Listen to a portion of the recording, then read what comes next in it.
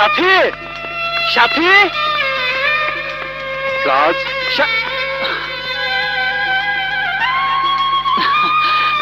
চাচা, সাথী কোথায়? কি হলো, কথা বলছো না কেন? বলো আমার সাথী কোথায়? সাথী, সাথী নেই। সাথী নেই? কোথায় গেছে?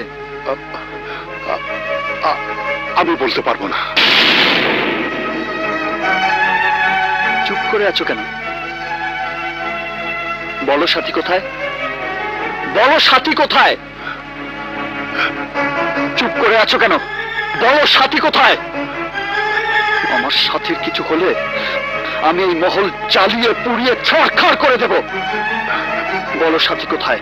সাথীর বিয়ে হয়ে গেছে। ইয়া আল্লাহ! কেন তুমি আমায় এত বড় আঘাত দিলে? কেন? যে ভালোবাসার জন্য আমি দীর্ঘ 10 বছর গোলামী জীবন যাপন করেছি, যে ভালোবাসার জন্য এই দেহের প্রতিটি শিরায় শিরায় যন্ত্রণা লুকিয়ে রেখেছি, যে ভালোবাসার জন্য অত্যাচারের নির্মম শিকার হয়েছি, সেই ভালোবাসা পেয়েও কেন আমি হারালাম?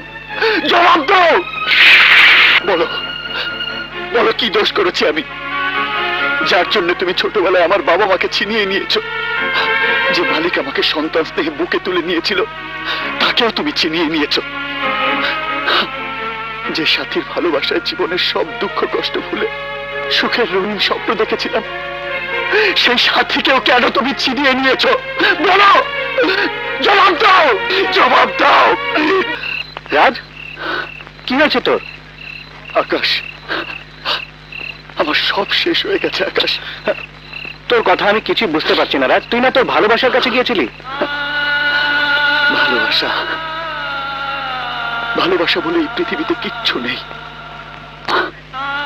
ভালোবাসা এক ছলনের নাম, হতাশায় জ্বলে পুড়ে মরার নামই ভালোবাসা। না, তোর ধারণা ঠিক নয় রাজ। 100 বার ঠিক। আমি নিজেই তার প্রমাণ। আমার এই মনটাকে ভালোবাসার নামে একটা মেয়ে ছিন্ন ভিন্ন করে দিয়ে গেছে। আমার মনে হয় কোথাও তোর ভুল হয়েছে। না, ভুল না। একটা মানুষ ভালোবাসার জন্য কিভাবে তিলে তিলে অত্যাচার সহ্য করে পড়ে থাকে, তার উজ্জ্বল দৃষ্টান্ত এই আমি। হ্যাঁ, আমি। রাজ, ভালোবাসা খুবই পবিত্র, ভালোবাসার পরীক্ষা।